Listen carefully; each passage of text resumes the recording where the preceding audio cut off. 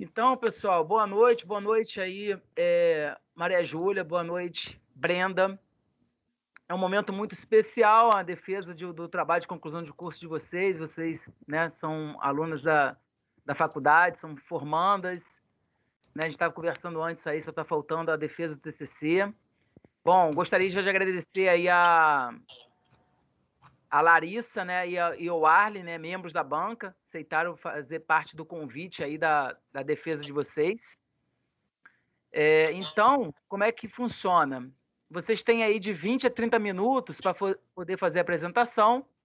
Depois, cada membro da banca vai estar contribuindo aí com o trabalho de vocês, tá? Com algumas sugestões no intuito de melhorar o trabalho de vocês, tá? Então, vocês podem começar. Bom, pessoal, boa noite. No meu TCC, junto com a Maria Júlia, orientado pelo Rogério, tem como tema o reaproveitamento da borra de café como meio de redução da geração de resíduos, com ênfase em sua viabilidade na produção de sabão e biodiesel.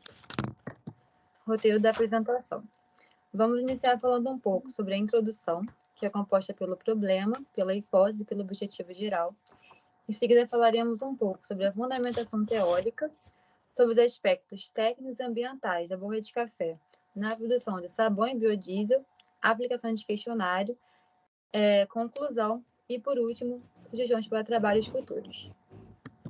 Bom, introduzindo um pouco sobre o assunto, diariamente são gerados diversos tipos de resíduos alimentares. Normalmente eles são descartados sem nenhuma aplicação prévia. Isso acontece principalmente pela falta de informação por parte da população sobre o potencial de reaproveitamento que alguns desses resíduos possuem. A gente pode citar como exemplo que parte da população, uma pequena minoria, já reutilizam esses resíduos na compostagem, transformando a matéria orgânica em adubo natural. Mas, como eu mencionei, uma pequena parte.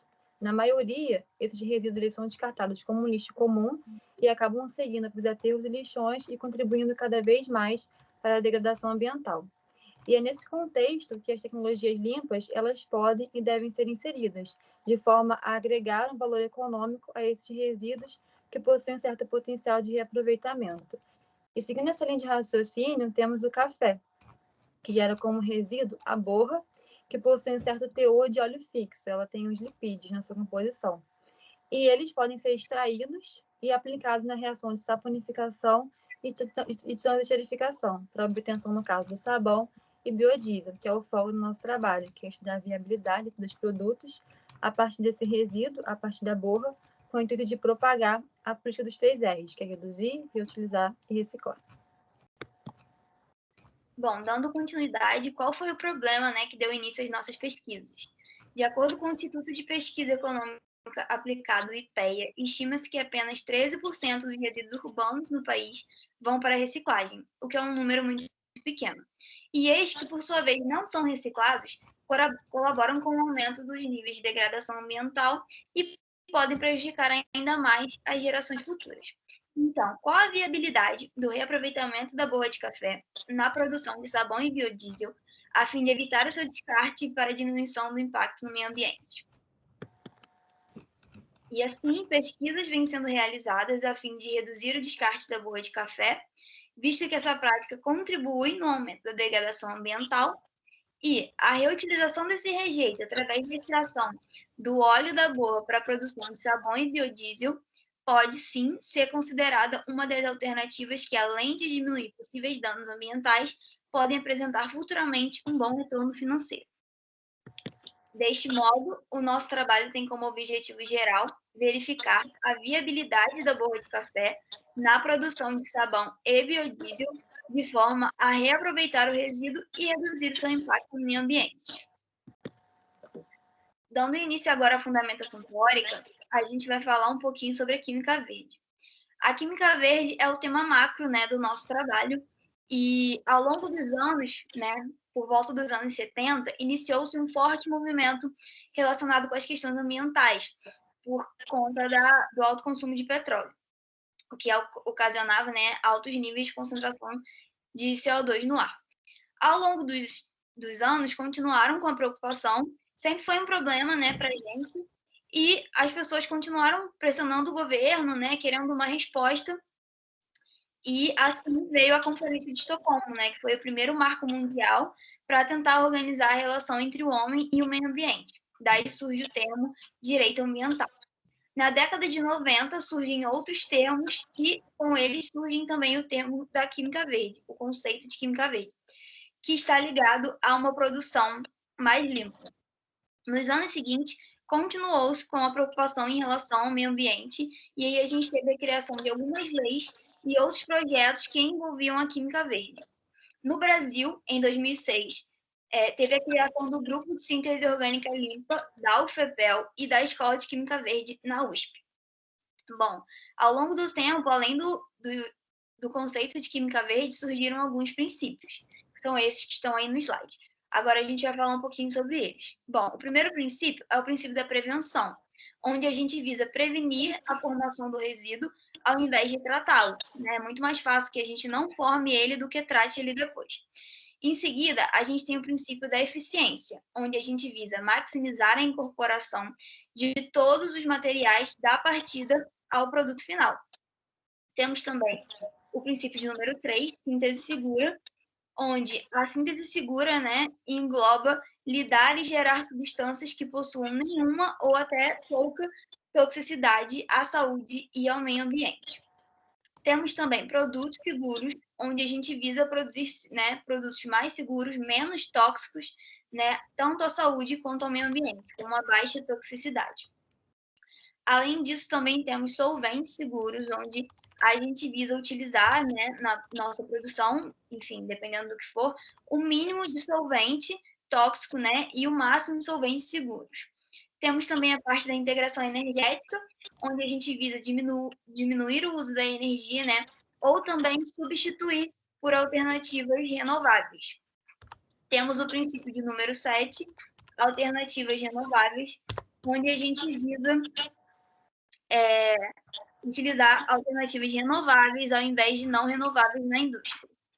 Temos também os derivados, onde a gente visa a mínima derivação. A gente procura fazer a mínima derivação de processos químicos e físicos. Além disso, também temos a catálise, onde a gente utiliza o catalisador para aumentar a velocidade da reação e diminuir a quantidade de reagente utilizado. Temos também o princípio biodegradável, onde a gente visa produzir produtos biodegradáveis. Também temos a análise da poluição, onde a gente visa metodologias analíticas que monitorem, né, a poluição e o controle do processo. E se a gente estiver seguindo os 11 princípios, a gente acaba atingindo o princípio de número 12, que é o princípio da química segura contra acidentes. Continuando, agora eu vou falar um pouquinho sobre a política dos 3 R's. Bom, a política dos 3 R's, ela tem como um intuito diminuir o impacto ambiental, reduzindo o lixo produzido, reutilizando os recursos também, né, o lixo produzido, e reciclando também o lixo produzido. Só que é uma política que já está aí bem forte, bem presente, a gente já estuda desde a escola, porém, ainda não é algo que está sendo praticado, né? A gente vê, pelo menos no Brasil, que não está sendo praticado isso ainda, então é preciso ainda instruir as pessoas sobre a educação ambiental. Agora, dando continuidade, a gente vai falar um pouquinho sobre o café. O café, ele é a estrela do nosso trabalho. O café é rico em sais minerais essenciais para o bom funcionamento do organismo. E aí, na tabela, a gente consegue ver a porcentagem, né, de sais minerais por litro no café. E aí, através da tabela, a gente percebe que os principais são potássio, cálcio e magnésio. Em seguida, a Brenda vai falar um pouquinho mais com a gente sobre o café e as suas propriedades. Bom, a cafeína, ele é o componente mais conhecido do café. Ele possui essa estrutura molecular ao lado. Ele é o mais conhecido por ele ser um forte estimulante natural que ajuda a reduzir o cansaço. Na tabela 2, é possível observar todos os componentes, além da cafeína, presentes nas 2 espécies de café cultivados no Brasil, que é a Arábica e a Robusta. Como componente importante, a gente pode citar também a trigonelina, que no processo de torra, ela gera niacina, que é a vitamina B3, que é super importante para o nosso metabolismo. Também tem o ácido clorogênico total, que no processo de torra ficam retidos na bebida e são responsáveis por grande parte da atividade oxidante do café, que protege aí o nosso organismo contra várias doenças. Também tem na sua composição os açúcares, eles são degradados quase que por total no processo de torra, e por isso que para muitos a bebida, o café é considerado diet, por ele possuir uma baixa caloria.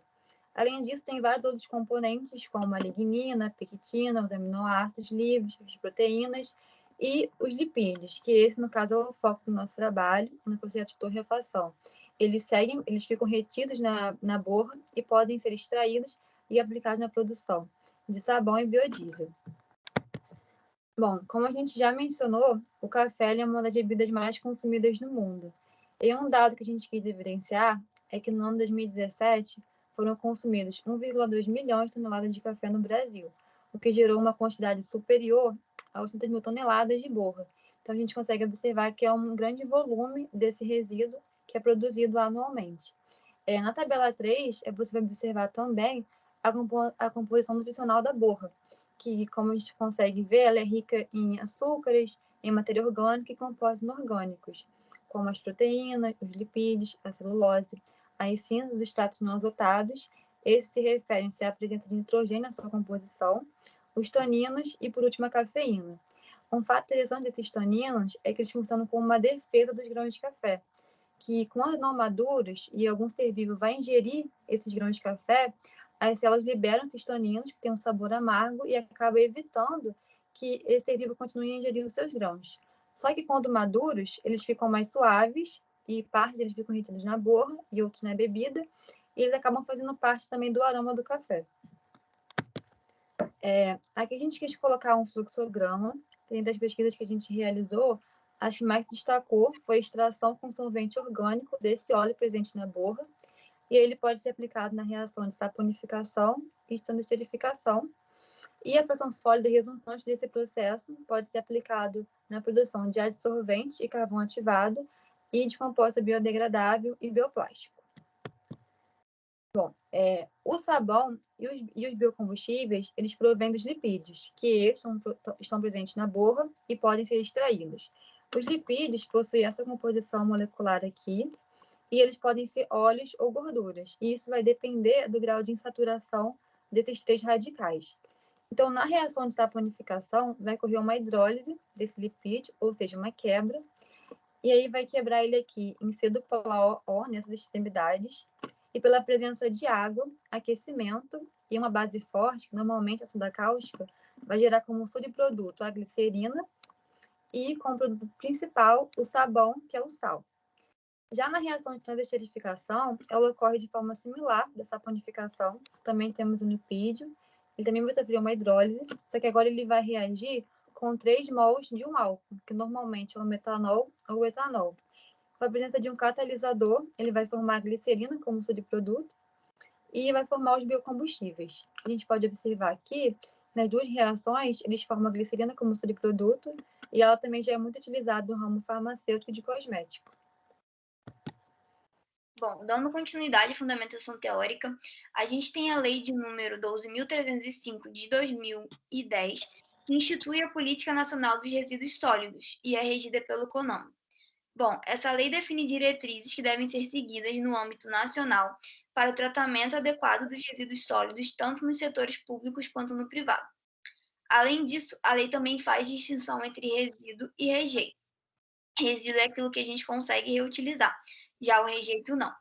Além disso, também ela frisa sobre o ciclo de vida, a responsabilidade sobre o ciclo de vida, desde a produção até a deposição final dos produtos.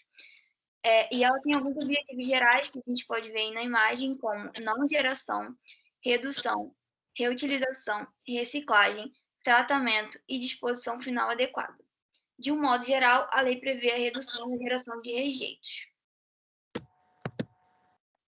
Agora, iniciando o nosso estudo de caso, sabe-se que são descartados 1,1 milhões de toneladas de borra por ano. E, em sua maioria, essa borra é descartada em lixo comum ou em aterros sanitários. O descarte dessa borra em aterros sanitários, por mais que os aterros sanitários sejam projetados para receber esse tipo de produto, acaba gerando, né, os aterros um grande problema para a administração pública, uma vez que eles precisam ter grandes áreas e essas áreas normalmente são distantes da cidade. Além disso, a borra, quando ela é depositada no aterro sanitário, ela acaba gerando alguns gases do efeito estufa, como a gente consegue ver aí na imagem, o metano, o dióxido de carbono e o óxido nitroso. Um outro problema também na borra é que isso também, né, contribui, junto com os gases do efeito estufa, isso também contribui para a geração do chorume, como a gente consegue ver aí na imagem. O chorume é o líquido, né, resultante da decomposição. Bom, agora a gente vai falar um pouquinho sobre algumas barreiras que identificamos em relação ao reaproveitamento da borra de café, bem como também algumas barreiras que identificamos em relação à produção do sabão e do biodiesel a partir desse resíduo. Então, a potencialidade para o reaproveitamento da borra de café ainda é pouco explorada no mundo. Isso é devido principalmente à cultura de descarte desse resíduo, que é bem comum no nosso dia a dia, ela meio que enraizada na nossa geração e ela passa de geração a geração. Só que essa cultura, ela pode e deve mudar. Só que acaba que existem algumas barreiras que interferem para que isso aconteça. E a gente pontuou nessa figura abaixo algumas dessas barreiras que identificamos, como, por exemplo, não existem políticas públicas que incentivem e conscientizem a população sobre o reaproveitamento da borra de café. Bem como também os consumidores, eles não separam adequadamente, até mesmo não separam os resíduos. E aí, como a Maria Júlia falou, eles acabam seguindo para os aterros e lixões e contribuindo cada vez mais para a degradação ambiental. Uma outra barreira também está relacionada à questão do mercado, em que existe um certo receio da população com produtos recicláveis. E aí, no caso, sabão e biodiesel seriam produtos feitos a partir de um resíduo. Então, tem todo aquele processo de ganhar a confiança da população sobre aquele produto para que ele seja comercializado e competitivo com os que já existem no mercado. Uma outra barreira também que identificamos, ela está ligada com a do operacional e logística da coleta seletiva da borra de café, que atualmente ela não existe. Então, essa rota de reaproveitamento da borra, ela deve ser bem planejada, de forma que seja específica e competitiva para a aplicação que no fim quer dar esse resíduo. Seguindo essa linha de raciocínio, identificamos algumas barreiras tecnológicas e não tecnológicas na produção do sabão e biodiesel. Em relação aos biocombustíveis, podemos destacar como barreira tecnológica a acidez elevada da matéria-prima. Isso impacta negativamente no rendimento da produção, onde vai ser necessário utilizar mais reagente para neutralizar esse óleo. E isso também acaba tendo um custo a mais. Como barreira não tecnológica, identificamos o fato dos biocombustíveis eles serem mais atrativos em escala elevada. Isso porque a borra, antes de ser aplicada no processo produtivo, ela tem que passar por um processo que vai reduzir a presença de água na sua composição. E isso acaba também reduzindo a sua massa. Por isso, tem que ter um volume expressivo desse resíduo para conseguir produzir os biocombustíveis, de forma que ele atenda toda uma população e seja competitivo com o produto que já existe no mercado. E uma outra barreira também está relacionada, como eu já mencionei, à concorrência com outras rotas de produção. A gente tem aí o petróleo, que ele atualmente predomina. Em relação ao sabão, identificamos como barreira tecnológica o processo de extração do óleo presente na borra, que deve ser feito com solventes eficazes, de forma que consiga produzir um sabão com qualidade. E como barreira não tecnológica, identificamos o fato do tempo de armazenamento da borra, que deve ser curto esse tempo de geração desse resíduo para a aplicação dele no processo produtivo do sabão. E justamente por conseguir ainda ter os componentes presentes da borra, que são importantes para a fabricação do sabão. Bom, dando continuidade, a gente fez uma breve análise comparativa sobre a produção de sabão e biodiesel a partir da borra, onde a gente se baseou em 4 perguntas. Pergunta de número 1. O processo produtivo pode ser realizado em escala industrial? 2. O processo produtivo pode ser realizado em pequena escala? 3. O produto final pode ser comercializado de forma competitiva com os produtos convencionais? 4. A tecnologia necessária já é explorada comercialmente, tendo a borra de café como matéria-prima? E aí a gente consegue ver, de acordo com a tabela que a gente montou abaixo, onde ambos podem ser realizados em escala industrial. Em relação ao biocombustível, ele a gente não indica, né, de acordo com as nossas pesquisas, a produção em pequena escala, porque acaba sendo uma produção mais elevada. Já o sabão a gente consegue produzir também em pequena escala. Além disso, né, de acordo com a pergunta número 3, a gente vê que não dá para comercializar de forma competitiva, uma vez que a gente já tem grandes produtos e empresas na área.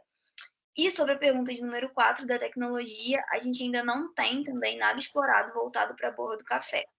Então, de acordo com essa tabela, a gente consegue ver que o sabão tem 2 pontos positivos, né, 2 pontos favoráveis, enquanto o biocombustível só tem 1, e assim o sabão é o mais viável de se produzir dentro das nossas pesquisas.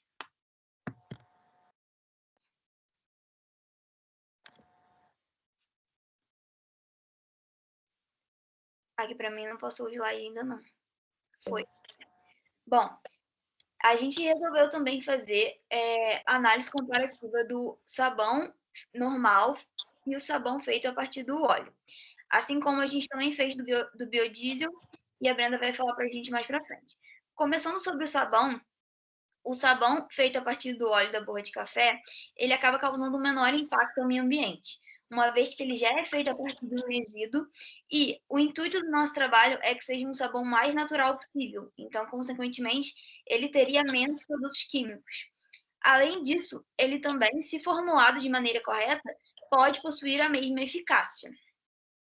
Quanto ao sabão convencional, ele contribui para a degradação ambiental, uma vez que ele tem muitos produtos químicos, né, sintéticos. E por ter essa quantidade elevada de produtos químicos e sintéticos, ele também pode ser mais agressivo à pele e acabar causando aí algum tipo de alergia. Bom, seguindo essa análise comparativa, também realizamos ela em relação aos biocombustíveis frente aos combustíveis fósseis.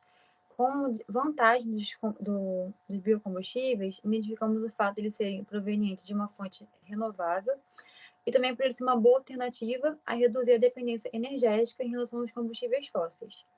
E por último, identificamos como vantagem dos biocombustíveis também o fato de eles reduzirem as emissões de gases do efeito estufa. E como desvantagem dos combustíveis fósseis, identificamos o fato de eles serem provenientes de uma fonte não renovável, sendo assim finita, bem como também o aumento e a variação do preço dos combustíveis, e por último, os erros de armazenamento e extração, que a gente vê que acontece de vez em quando em alto mar, no batimento de petróleo, e isso também contribui bastante para a degradação ambiental. Bom, aplicação de questionário. Realizamos essa aplicação através do Google Forms. Nosso intuito principal era identificar como as pessoas descartavam o resíduo da borra de café nas suas residências. No total, participaram 75 pessoas e na figura abaixo estão presentes as perguntas que ficaram presentes nesse questionário. Nos slides a seguir, nós vamos discutir um pouco ela em formato de gráfico. Bom, as duas primeiras perguntas, a gente queria saber se as pessoas tomavam café e com qual frequência. 81,10% responderam que tomam café, e isso comprova o fato de ele ser uma das bebidas mais consumidas no mundo. E 58,10% tomam todos os dias, enquanto 16,20% tomam às vezes ou dificilmente, enquanto os demais não tomam a bebida. Bom, dando continuidade ao questionário, a gente fez as seguintes perguntas. De que forma você descarta a borra de café? E a gente pôde perceber, a partir do nosso questionário, que grande parte das pessoas descartam no lixo ou na pia. Quanto à pergunta de número 4, a gente perguntou: você sabia que dá para reutilizar a borra de café? E uma grande quantidade de pessoas não sabiam disso. Aí a gente pode ver que normalmente ocorre um descarte, né, em qualquer lugar ou até mesmo inadequado, justamente por não saberem do potencial de reutilização da borra. Bom, a pergunta de número 5, ela foi aplicada de forma discursiva e obrigatória, em complemento com a pergunta de número 3. E a maioria das pessoas que reutilizam esse resíduo, reutilizam como adubo para as plantas, como a Brenda já falou, e também para esfoliantes corporais. Agora temos as nossas duas últimas perguntas. Na pergunta de número 6, a gente cogitou a hipótese de haver uma coleta seletiva para o reaproveitamento da borra de café. E uma grande maioria se colocou à disposição de fazer essa coleta. Porém, aqui na nossa região, a gente, de acordo com as nossas pesquisas, pelo menos, a gente não viu nenhum trabalho voltado para essa área. Sobre a pergunta de número 7, a gente procurou saber sobre o impacto ambiental, se as pessoas tinham uma noção do impacto que a borra pode causar. E uma grande maioria também, mais da metade, não tinha noção sobre o impacto. Então, assim, a gente vê que todas as perguntas têm uma ligação entre si e que isso também justifica o fato do descarte inadequado, da não reutilização e etc. Bom, conclusão. Vimos diante da apresentação do trabalho que a borra possui um forte potencial de reaproveitamento devido à sua composição. Vimos também que é possível produzir o sabão e biocombustível a partir do óleo extraído da borra de café, só que existem algumas barreiras que acabam impedindo para que esse tipo de produto seja comercializado. Também vimos que o sabão ele é mais favorável à produção dele em relação aos biocombustíveis, pelo fato de eles não necessitarem de uma escala elevada, logo ele é economicamente mais viável. Vimos também, através da pergunta 6, que grande parte das pessoas entrevistadas se colocaram à disposição para uma possível coleta seletiva, e através também do questionário, vimos que também ainda é necessário fazer com que as pessoas entendam a real necessidade da política dos 3 R's, como a gente já falou no trabalho, que é reduzir, reutilizar e reciclar. Por último, a nossa sugestão para trabalhos futuros seria uma análise laboratorial em pequena escala, que comprove a eficácia da produção de sabão e biocombustível a partir do óleo extraído da borra de café. Obrigada.